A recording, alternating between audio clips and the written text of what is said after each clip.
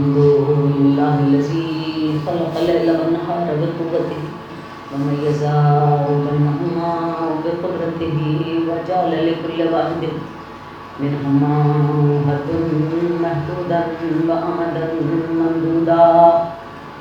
الصلاة والسلام على سيد المرسلين خاتم النبيين سيدنا الممجد بشيرنا المؤيد المصطفى الأمجد محمود الأحمد بالقاسم محمد. اللهم صل على محمد وعلى محمد.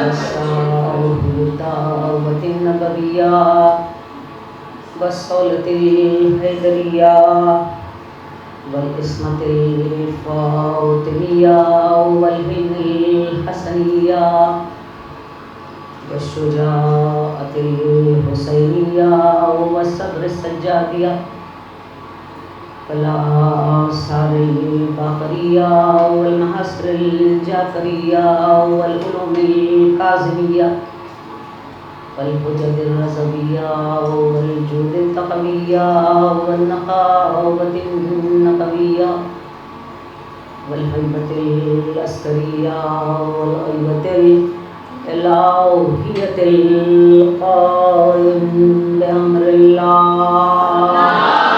اللهم صل على محمد وعلى محمد. قال الله تبارك وتعالى في كتابه المحكم وخطابه المتقن وقوله أحسن. بسم الله الرحمن الرحيم والفجر والليال العشر والشفع والوتر والليل إذا يسر هل في ذلك قسم للذي حجر ألم تر كيف فعل ربك بعاد إرم ذات العماد التي لم يخلق مثلها في البلاد وثمود الذين جابوا الصخر بالواد وفرعون ذي الأوتاد فأكثرهم فيه الفساد فصب عليهم ربك صوت العذاب إن ربك لبالمرصاد. اللهم صل على محمد وعلى محمد. عزیزان گرامی، ہم نے شجر طیبہ کے عنوان سے گفتگو شروع کی تھی اور خدا کے مثالیں دینے کے طریقوں پر بھی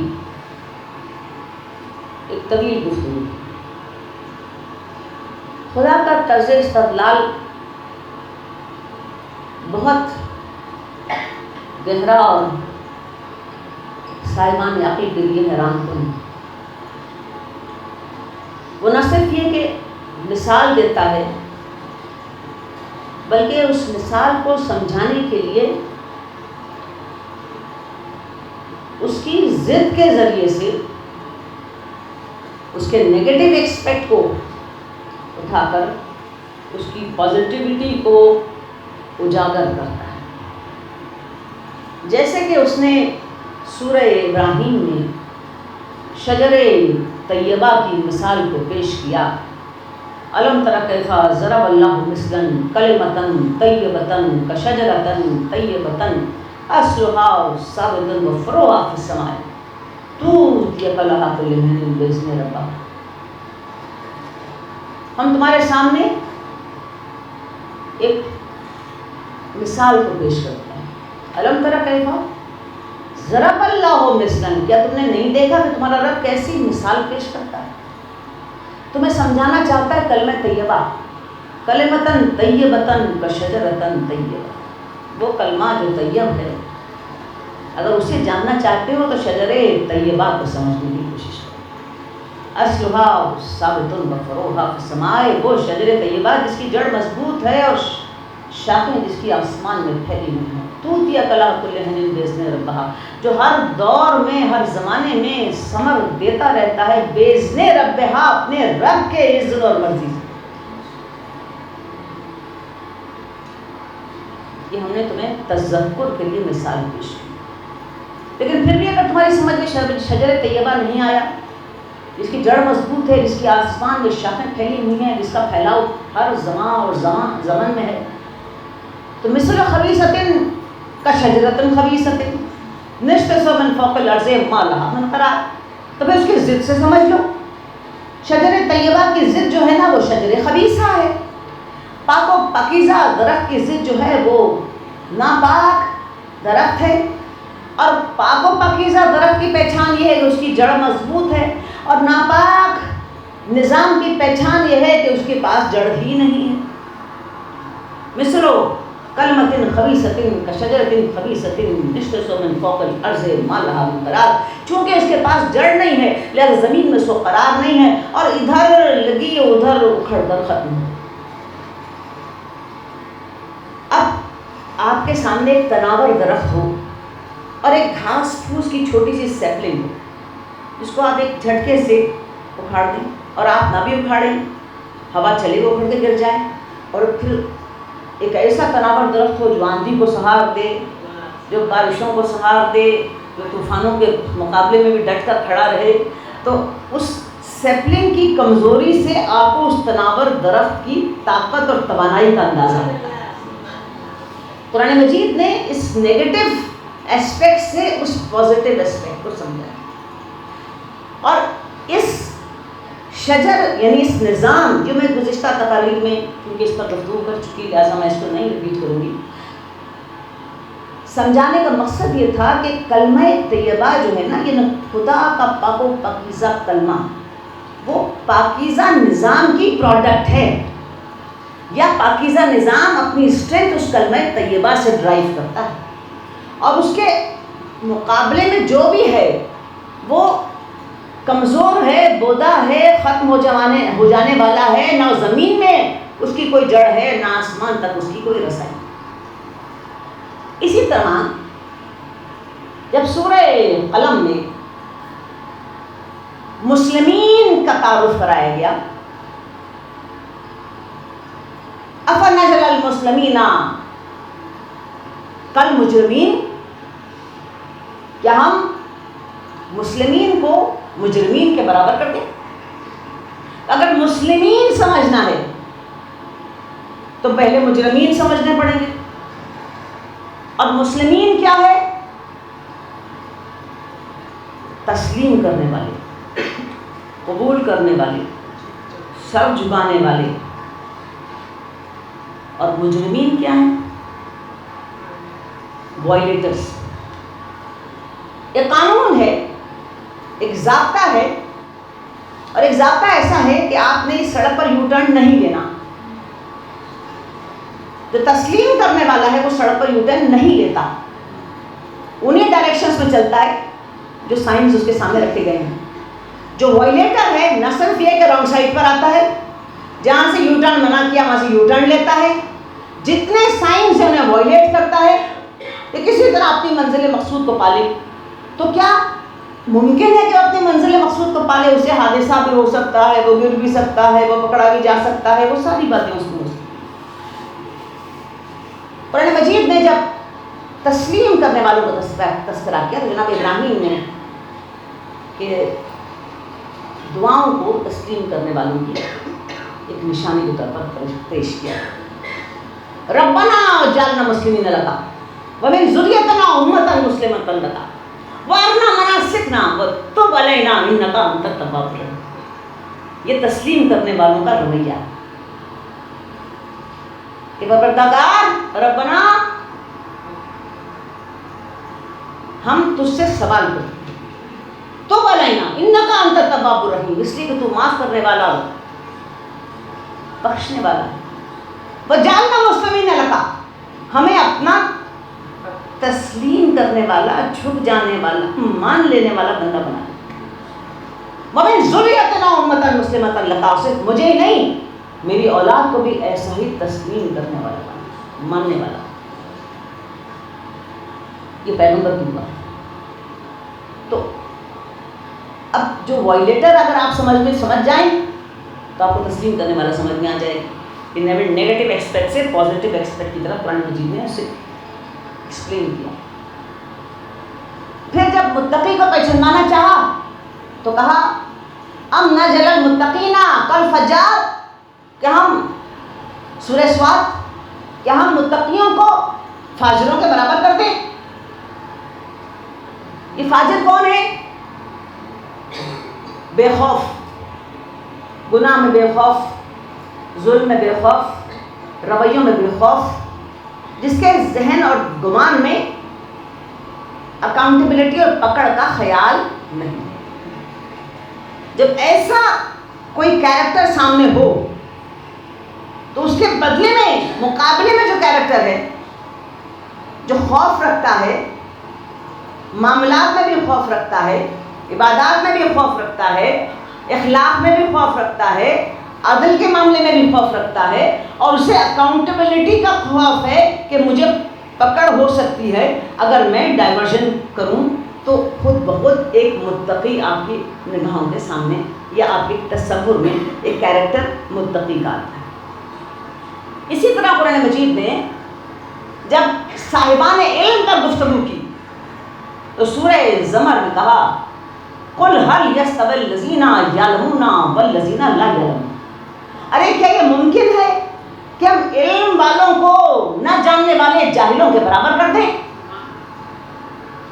تو پہلے آپ جاہل سمجھیں، پھر آپ کو علم والا سمجھ میں آئے گا. اور جاہل کا مطلب یہ نہیں ہے کہ جسے پڑھنا نہ آتا ہو، لکھنا نہ آتا ہو. قرآن کریم نے جہل کو فورس آف ریزسٹنس کے طور پر پہچانوایا ہے. ایسی ریزسٹنس کی فورس جو کسی خیر کو پنپنے نہیں دینا چاہتی. اور اسی لیے پیغمبر اسلام نے ہشام کا نام ابو جہل رکھ دیا تھا، تو ساری ریزسٹنس کی فورسز کا سربراہ بن گیا. قرآن کریم ایک چھوٹا سا سورہ ہے، سورہ مامون. رأیت الذی یکذب بالدین فذلک یدعو الیتیم ولا یحض علی طعام المسکین فویل للمصلین الذین هم علی صلاتهم ساہون وهم عن الذین یمنعون الماعون.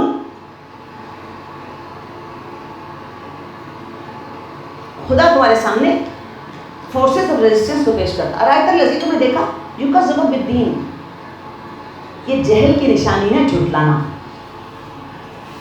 وہ دین کو جھٹلا رہے ہیں. رأیت الذی یکذب بالدین فذلک یدعو الیتیم ولا یحض علی طعام المسکین، وہ یتیم کو دھکے دیتے ہیں، مسکین کو طعام نہیں دیتے. فویل للمصلین، اس کے باوجود وہ نمازوں پر بڑا پریمیم بھی رکھتے ہیں.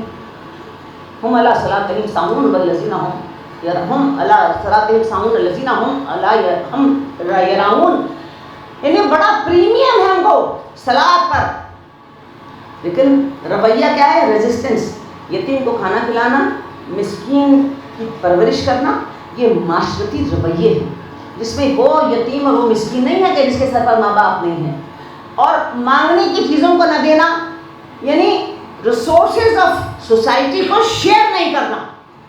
جتنا گھسیٹ سکو، جتنا سمیٹ سکو، جتنا لوٹ سکو، اسے لوٹتے چلے جانا.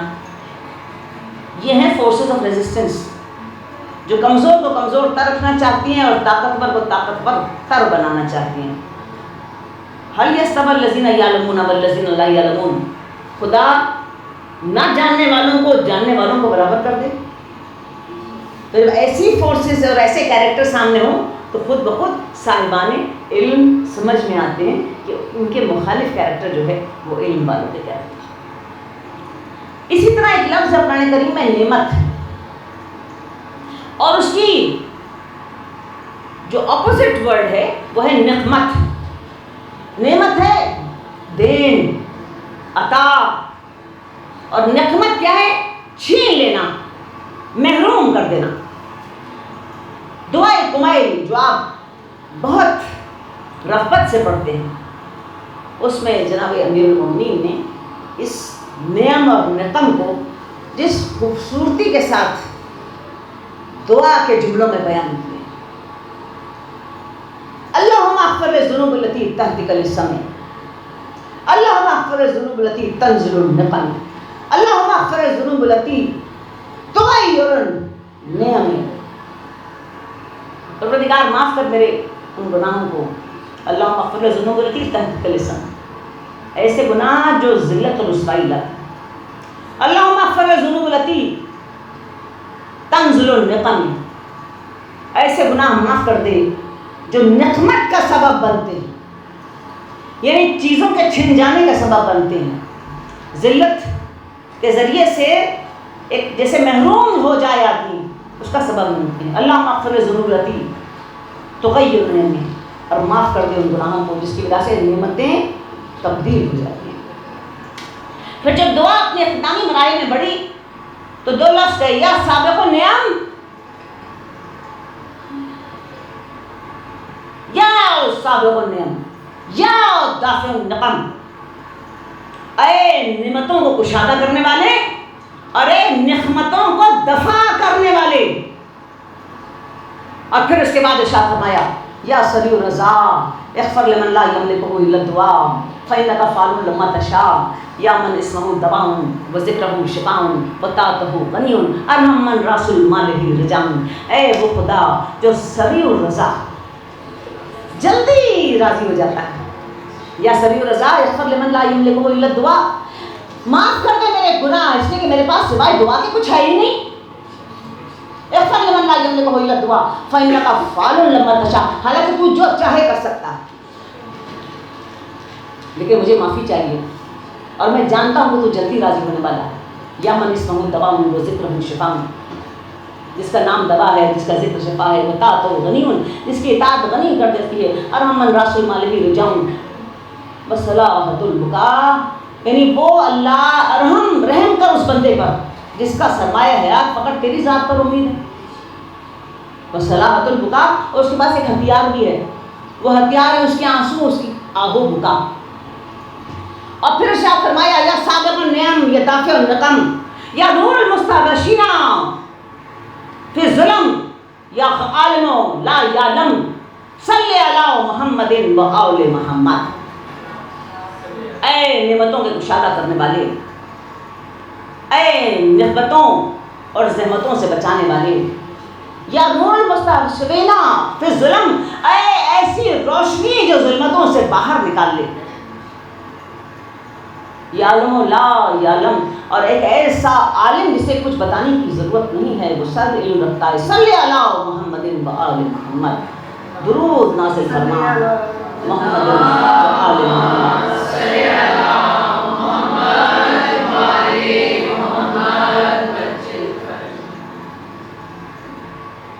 بہترین زندگی بندگی کی زندگی، اور بندگی کی معراج دعا ہے. اور خلاصہ دعا، روح دعا، جان دعا محمد اور آل محمد پر درود.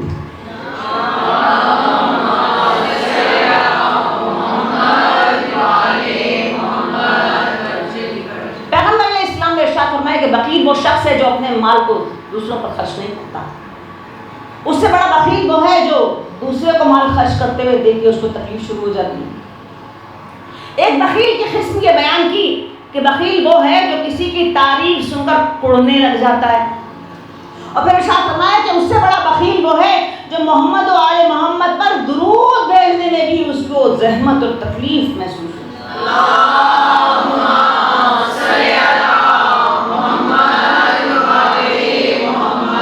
اس لیے کہ درود میں کیا ہے؟ تعریف. بخیل کون ہے؟ دوسرے کی تعریف سے کڑنے والا. تو درود کیا ہے؟ تعریف ہے محمد و آل محمد. تو اس سے بڑا بخیل کون ہے؟ جو محمد و آل محمد کی تعریف جو درود کی صورت میں اس سے اس کا دل اڑتا ہے، لہذا وہ بخل کرتا ہے. اب آئیے اسی گفتگو پر جو ہم نے شروع کی تھی، سورہ لقمان میں ارشاد فرمایا، الم تر ان اللہ سخر لکم ما فی السماوات و ما فی الارض واسبغ علیکم نعمہ ظاہرۃ و باطنۃ.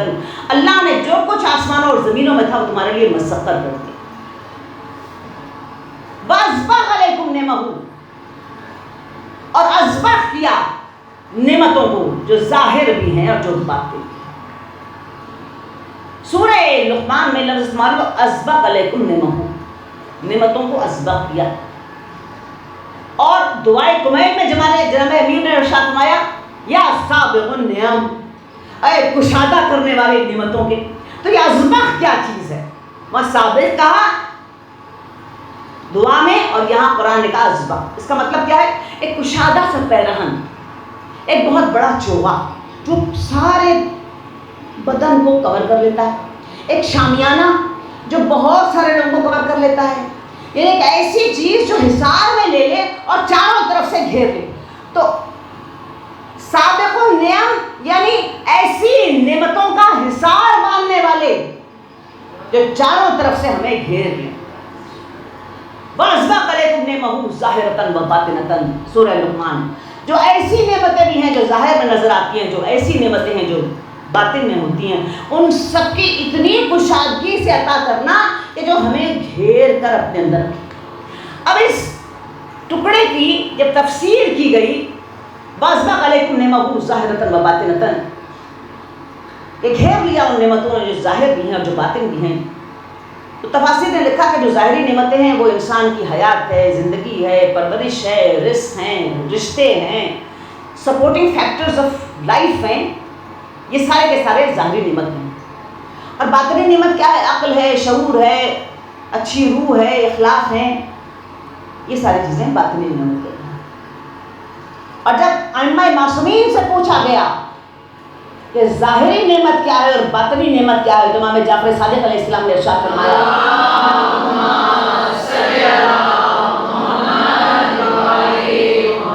نعمت ظاہر پیغمبر علیہ السلام ہیں، جس کے ذریعے سے اللہ نے تمہیں اپنی توحید اور معرفت کا رستہ دکھایا، اور نعمت باطن ہم آل محمد کی ولایت اور ہمارے ساتھ وفا کا عہد پورا کرنا ہے۔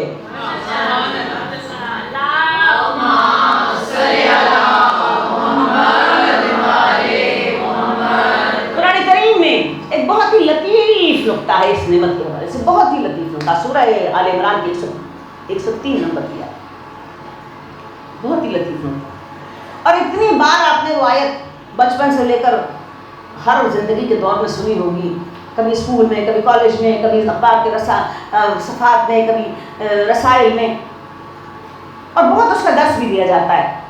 آیت کون سی ہے؟ 103 سورہ آل عمران۔ وَاعْتَصِمُوا بِحَبْلِ اللَّهِ جَمِيعًا وَلَا تَفَرَّقُوا وَاذْكُرُوا نِعْمَتَ اللَّهِ عَلَيْكُمْ وَإِذْ كُنتُمْ أَعْدَاءً فَأَلَّفَ بَيْنَ قُلُوبِكُمْ فَأَصْبَحْتُمْ بِنِعْمَتِهِ إِخْوَانًا۔ اللہ تمہیں حکم دیتا ہے وَاعْتَصِمُوا بِحَبْلِ اللَّهِ جَمِيعًا، اللہ کی رسی کو مضبوطی سے تھام لو اور جمعیت کو نہ توڑو،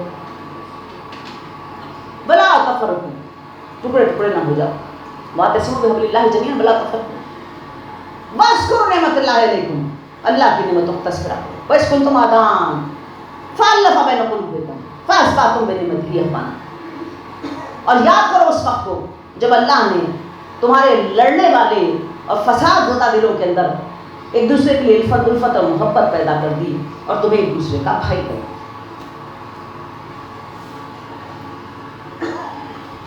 اس آیت میں ارشاد ہوا وَاعْتَصِمُوا۔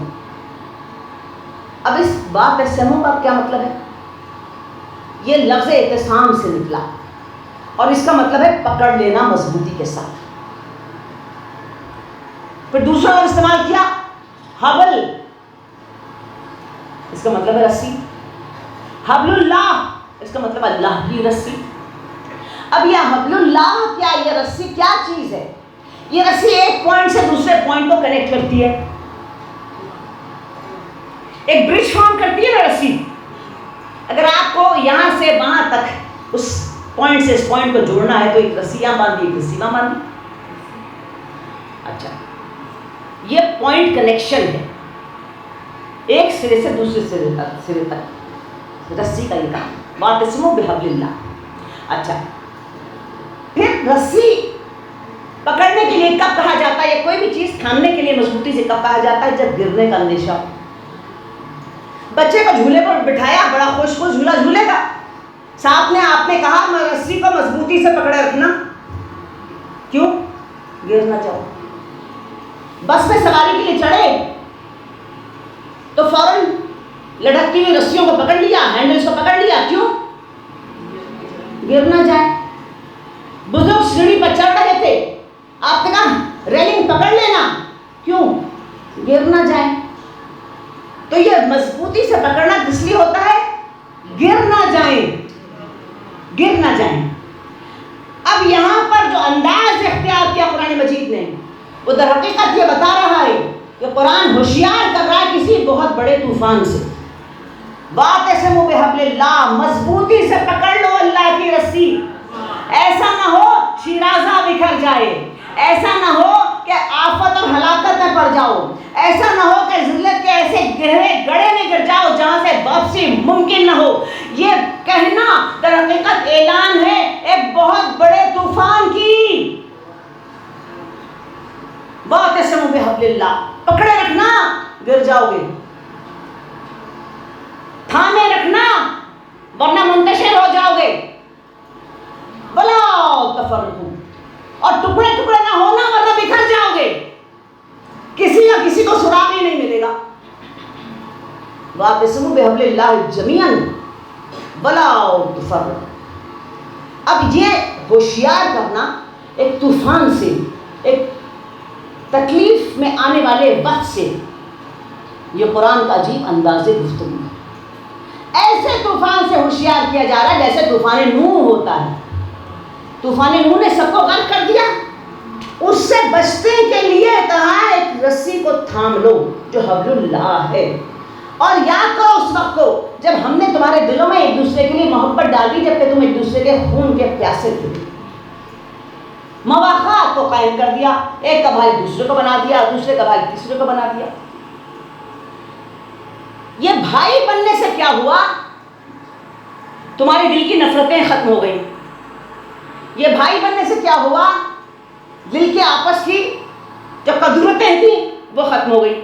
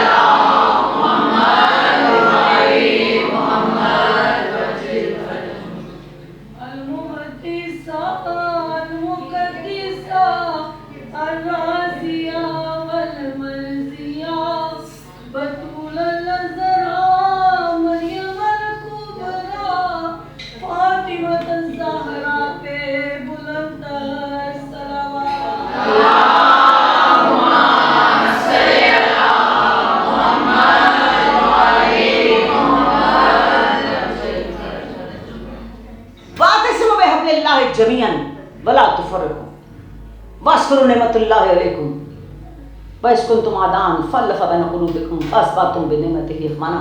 یاد کرو اس وقت کو جب تم ایک دوسرے کے دشمن بنے ہوئے تھے, ہم نے تمہارے درمیان اخوت کو قائم کیا. کوئی کسی کا بھائی بنا, اور تاریخ یہ کہتی ہے کہ جناب علی مرتضیٰ رہ گئے, وہ کسی کے بھائی نہیں بنائے گئے. تم نے جناب رسول سے پوچھا کہ آپ نے مجھے کسی کا بھائی نہیں بنایا, تو پیغمبر نے ارشاد فرمایا, معرفت الآراء ہوتی ہے اس پیغمبر کی, کہ آدم سے لے کر قیامت تک جو بھی پیدا ہوا وہ سارے مختلف شجر سے, اشجار سے پیدا ہوئے. میں اور علی ایک درخت سے پیدا ہوئے.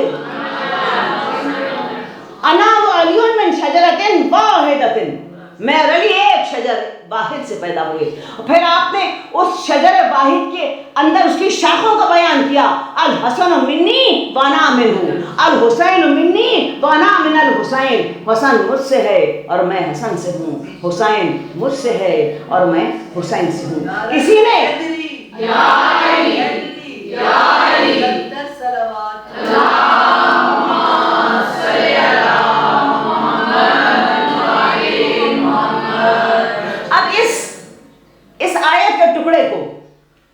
حدیث ثقلین پر رکھیں, انی تارکن فیکم الثقلین, کتاب اللہ ہے اجرتی، میں تمہیں 2 گرام قدر چیزیں چھوڑے جا رہا ہوں، جس کی میں نے ڈیٹیل 2 گزشتہ تقریب میں بسانہ بیان کرتی ہے. 2 گرام قدر چیزیں چھوڑے جا رہا ہوں، جو یہاں سے آسمان تک، یہاں ایک نقطے سے دوسرے نقطے تک، ایک سرے سے دوسرے سرے تک. یہ دنیا سے آخرت کی کنیکٹیوٹی کیا ہے؟ ثقلین. دنیا سے آخرت تک کی کنیکٹیوٹی کیا ہے؟ ثقلین. اسی طرح سورہ ابراہیم کی اس آیت میں جب شجر طیبہ کو بیان کیا تو اصلھا ثابت و فروعھا فی السماء، اگر دنیا کے ایک سرے میں ان کی جڑ ہے تو آخرت کے آخری سرے میں ان کی شاخیں پھیلی ہوئی ہیں. یعنی کنیکٹیوٹی کا یہ عالم ہے کہ جیسے حبل کا ایک سرا دوسرے سرے کو کنیکٹ کرتا ہے، اسی طرح وہ دنیا سے آخرت کو کنیکٹ کرتے ہیں. کسی نے پیغمبر علیہ السلام سے پوچھا کہ یہ واقعہ بحبل اللہ کیا چیز ہے، تو آپ نے جناب علی مرتضیٰ کا ہاتھ پکڑا اور بلند کیا، کہا وہ حبل اللہ ہے، واعتصموا بہ، یہ اللہ کی رسی ہے، اسے تھامے رکھو.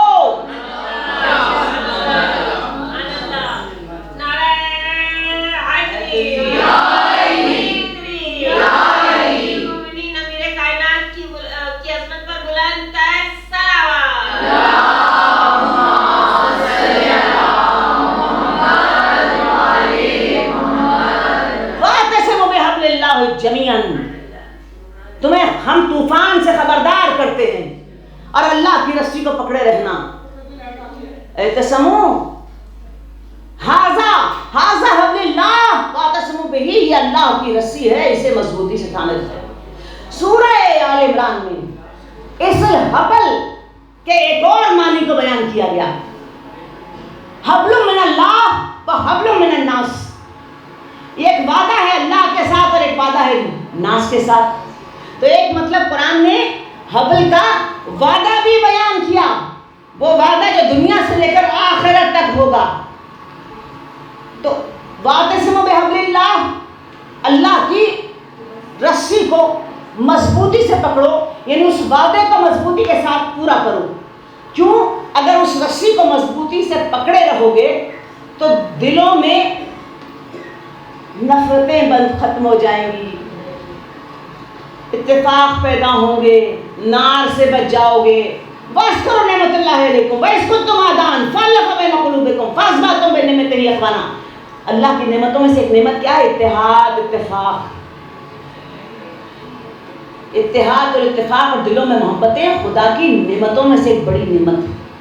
تو جس رسی کو پکڑنے کے لیے کہا، اگر اس کی محبت اور الفت آپ کے دل کے اندر ہے تو اس کا مطلب یہ ہے کہ نعمت الہی آپ کے دل کے اندر ہے. اچھا، ابھی اس آیت کے فوراً بعد حبل اللہ کی شناخت کرانے کے بعد واعتصموا بحبل اللہ جمیعاً ولا تفرقوا وَإِذْ كُنتُمْ وَاذْكُرُوا نِعْمَتَ اللَّهِ عَلَيْكُمْ وَإِذْ كُنتُمْ أَعْدَاءً فَأَلَّفَ بَيْنَ قُلُوبِكُمْ فَأَصْبَحْتُمْ بِنِعْمَتِهِ إِخْوَانًا. اس آیت کے فوراً بعد 104 نمبر کی آیت میں کہا وَلْتَكُن مِّنكُمْ أُمَّةٌ يَدْعُونَ لِلْخَيْرِ یامرون بالمعروف وینہون عن المنکر اولئک هم المفلحون. پہلے کہا کہ رسی کو پکڑے رہنا، مضبوطی سے گر نہ جاؤ، حادثہ نہ ہو جائے، کنیکٹیوٹی ٹوٹ نہ جائے. اور اس نعمت کے ذریعے سے اللہ نے تمہیں ایک دوسرے کا بھائی بنا دیا. جب اس کی ساری تعریف ہو گئی تو پھر ارشاد فرمایا وَلَتَكُن مِّنكُمْ أُمَّةٌ یادون الی الخیر، کیا تم میں ایک ایسی امت نہیں ہونی چاہیے جو خیر کی دعوت دے؟ یامرون بالمعروف وینہون عن المنکر، جو معروف کا نظام رائج کرنے کی جدوجہد کرے، جو منکر کے خلاف لڑائی کرے، اولئک هم المفلحون، انہی کے پاس تو فلاح ہے. پہلے حکم دیا رسی کو مضبوطی سے پکڑو، اور وہ حبل، وہ کنیکٹیوٹی، وہ ایک سرے سے دوسرے سرے تک جڑنا، ایک دنیا سے لے کر آخرت تک کی ایک مسلسل ایک کنیکٹیوٹی کا موجود رہنا. اور پھر اس کے بعد کہا وَلْتَكُن مِّنكُمْ أُمَّةٌ، کیا یہ ایسا نہیں ہونا چاہیے کہ تم میں ایک امت ہو، ایک گروہ ایسا ہو یادون الی الخیر، وہ تمہیں خیر کی طرف بلاتا رہے، یامرون بالمعروف وینہون عن المنکر، معروف کے لیے اٹھ کر کھڑا ہو، منکر کے ساتھ مسلسل مہازارائی کرتا رہے، اولئک هم المفلحون، انہی کے پاس تو فلاح ہو. یعنی جس رسی کا تذکرہ کیا اسی گروہ کا اس کی اگلی آیت میں شناخت کرائی کہ تم میں وہ امت ہے، وہ گروہ ہے امر بالمعروف انجام دینے والا اور خیر کی دعوت دینے والا. صلوات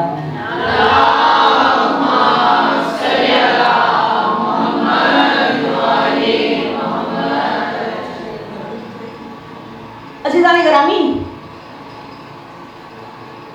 یہ جو نعمت ہے جس کا تذکرہ قرآن مجید بار بار کر رہا ہے، پھر ایک ایسا مقام بھی قرآن مجید میں آتا ہے جہاں نعمت کے اتمام کا ذکر بھی ہے.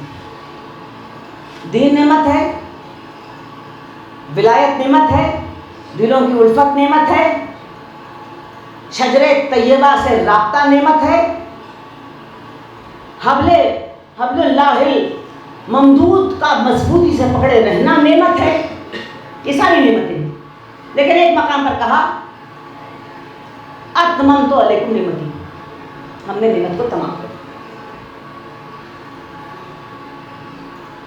اور دین کو کامل کر دیا اور دین اسلام سے راضی ہو گئے. وہ نعمت تمام ہو گئی. یعنی وہ ساری نعمتوں کے اور نعمت کے حوالے سے کیا کہا امام جعفر صادق علیہ السلام نے؟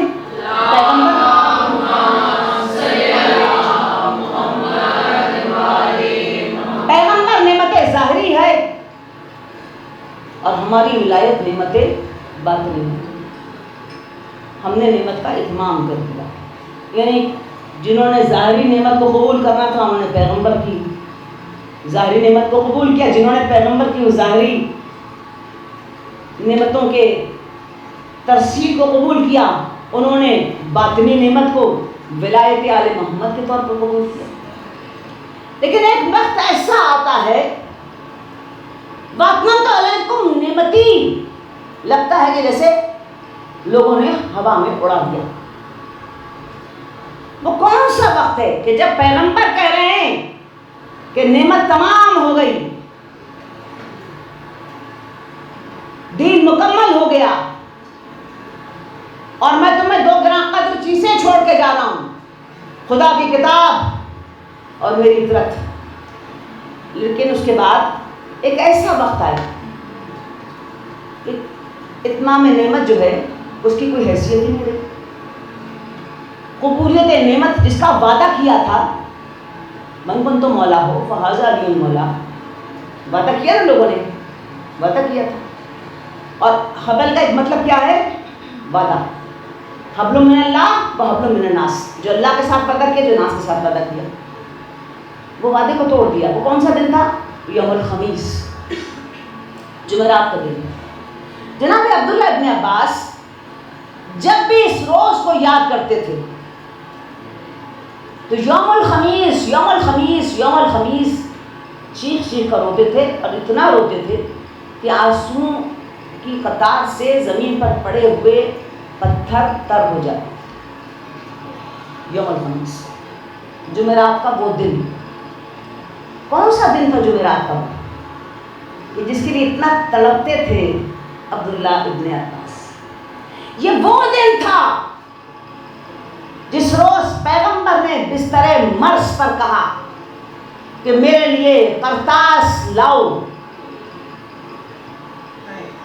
قلم لاؤ کہ میں کچھ لکھ کر دوں تاکہ میرے بعد تم گمراہ نہ ہوگے. یوم الخمیس، اس روز ایک پاورفل اسٹیٹمنٹ سامنے آیا جس نے پیغمبر کے تمام اس حدیثوں کی نفی کر دی. پیغمبر نے ارشاد فرمایا انی تارک فیکم الثقلین، کتاب اللہ و اطرتی، میں تمہیں دو گرام قدر چیزیں چھوڑ رہا ہوں، یہ خدا کی کتاب اور میری اطرت. جب پیغمبر نے کہا کہ کرتاس و قلم لاؤ میں ایسی چیز لکھ دوں یوم الخمیس تم گمراہ نہ ہو، تو ایک طرف سے آواز آئی حسبنا کتاب اللہ، ہمارے لیے کتاب خدا. حکم دیا پیغمبر قرآن نے حبل اللہ الممدود کو پکڑے رکھنا، گر جاؤ گے، تباہ ہو جاؤ گے، منتشر ہو جاؤ گے. اس حبل کا ہاتھ نہ چھوڑنا، اس رسی سے جدا نہ ہونا. یہ یہاں سے وہاں تک کی کنیکٹیوٹی ہے، اور اس کنیکٹیوٹی کو پیغمبر نے دو عظیم گراں قدر چیزوں پر چھوڑا. انی تارک فیکم الثقلین کتاب اللہ و ہجرتی. وہاں سے آواز لگی حسبنا اللہ و نعم الوکیل. ہاں حسبنا اللہ و نعم، ہمیں کتاب خدا کافی ہے. حسبنا کتاب اللہ، کتاب اللہ کا. آج تک وہ پاورفل اسٹیٹمنٹ اتنا طاقتور ہے کہ اس کی موجودگی میں پیغمبر کی حدیث ثقلین کو لوگوں نے گم کر دیا. 10 سال لوگ مدرسوں میں پڑھتے ہیں، انہیں حدیث ثقلین نہیں بتائی جاتی. کیا بتایا جاتا ہے؟ حسبنا کتاب اللہ. ایک پاورفل اسٹیٹمنٹ پیغمبر کی ساری احادیث پر حاوی ہو گیا. اتنا حاوی ہوا کہ آج اگر آپ کوئی بات کریں تو لوگ کہتے ہیں اچھا بتائیے قرآن میں کہاں لکھا ہے. اچھا یہ آپ نے کہا، اچھا بتائیے یہ قرآن میں کہاں لکھا ہے. اچھا بھائی قرآن میں تو یہ بھی نہیں لکھا کہ مغرب کی 3 رکعت نماز پڑھو. قرآن میں تو یہ بھی نہیں لکھا کہ فجر سے عشاء کی 4 رکعت نماز پڑھو. قرآن میں تو نصاب زکوٰۃ بھی نہیں ہے. قرآن میں تو اور بھی بہت ساری باتیں نہیں ہیں. قرآن تو صرف ایک انڈیکیٹ کرتا ہے چیزیں، اور تفسیر جو ہے وہ کون بیان کرتا ہے؟ پیغمبر بیان کرتے ہیں. تو حسبنا کتاب اللہ کہنے والے اور اس راستے پر چلنے والے یہ کون لوگ ہیں؟ واعتصموا بحبل اللہ جمیعا، جنہوں نے اس حبل خدا کو چھوڑا. جب حبل خدا چھوٹی تب طوفان نوح کا قوم شکار ہوئی، منتشر ہو گئی، شیرازہ بکھر گئی. آپ کو شیرازہ امت مسلمہ کا بکھرا ہوا نظر آتا ہوگا. پھر ایک بار کوشش ہوئی، حسین ابن علی اٹھ کر کھڑے ہوئے. ان الحسین مصباح الحیات و سفینۃ النجات. زندگی کی روشنی بن کر کھڑے ہوئے اور نجات کا سفینہ بن کر سامنے آیا، اور خواہش کا اظہار کیا کہ لوگ اس سفینے میں سوار ہو جائیں تاکہ طوفان سے بچ جائیں. لیکن سفینے میں سوار ہونے والے کتنے تھے؟ بہت مختصر سے سفینے میں سوار ہونے والے لوگ تھے.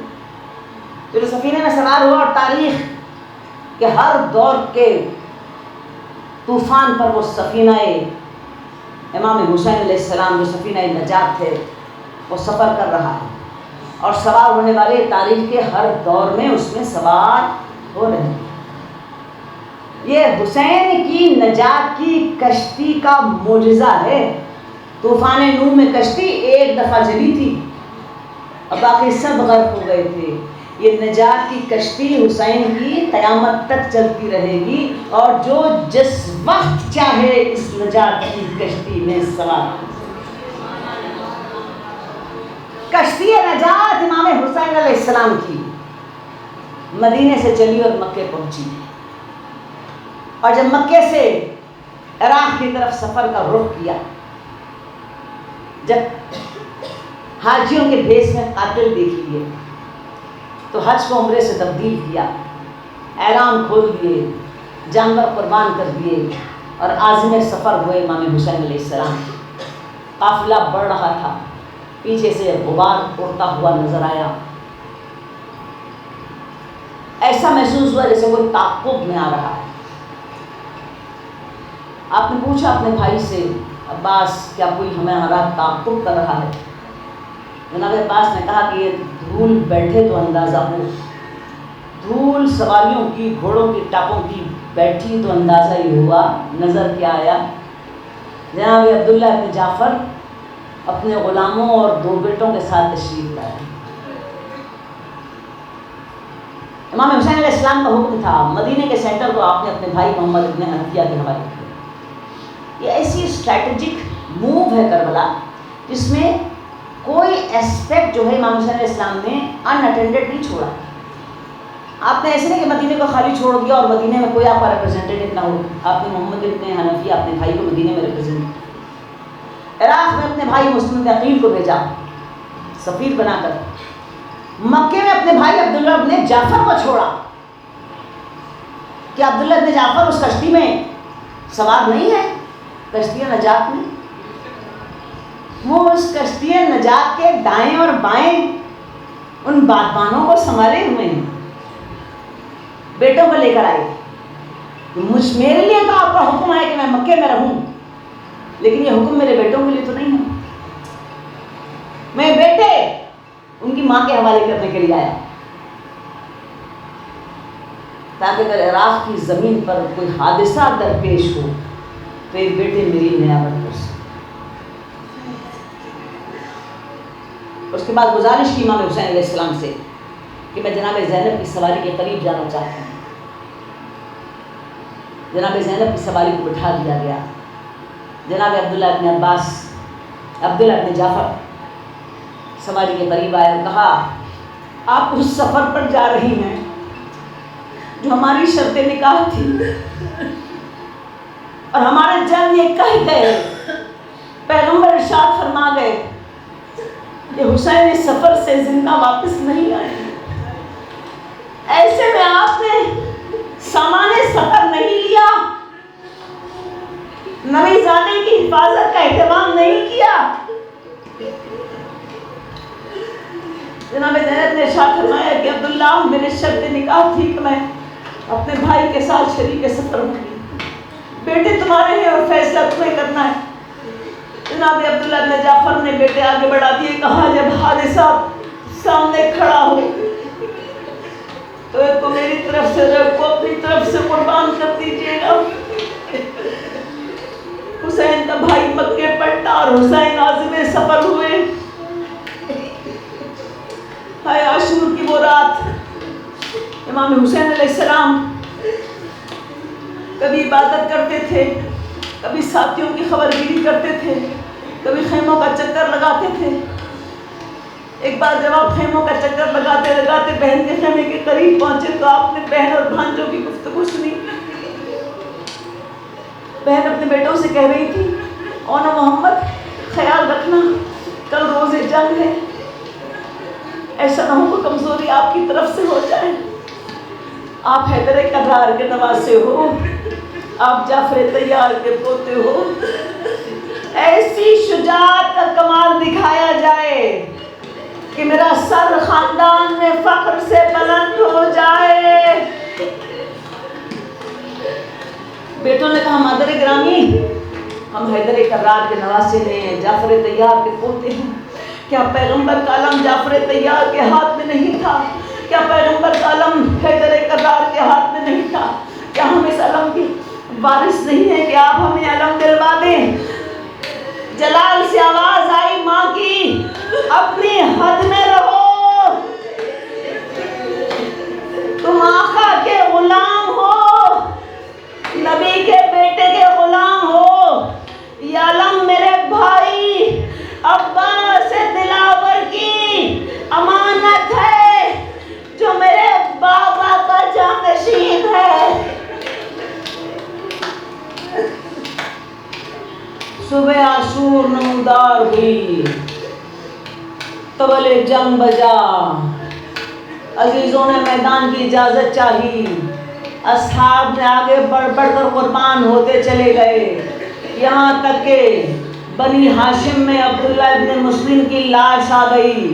جناب زینب نے جلال کے عالم میں بیٹوں کو طلب کیا اور کہا آخر آپ نے خاندان میں میری عزت ختم کر دی. چاہیے تو یہ تھا خاندان کی عورتیں مجھے آپ کا پرسہ دیتی اور میں اب مسلم کی زوجہ سے اس کے بیٹے کے پرسے کے لیے کس منہ سے جاؤں. بیٹوں نے کہا مادر گرامی صبح سے ہم کے سامنے کھڑے ہیں، کبھی ادھر سے جاتے ہیں کبھی ادھر سے جاتے ہیں، لیکن وہ منہ پھیر لیتے ہیں، ایک میدان کی اجازت نہیں دیتے. آپ میدان کی اجازت دلوائیے. جناب زینب بیٹوں کے بازو تھام کر امام حسین علیہ السلام کی خدمت میں آئی اور بھائی سے عرض کی بھائی آپ کو یاد نہیں ان کے باپ نے انہیں کس لیے میرے ساتھ بھیجا تھا؟ فاطمہ کے لال یہاں پر قربان ہونے کے لیے آئے ہیں. کیا آپ اس وقت تک انتظار کریں گے کہ علی اکبر کٹ جائے، عباس کا لاشا تڑپے، اور محمد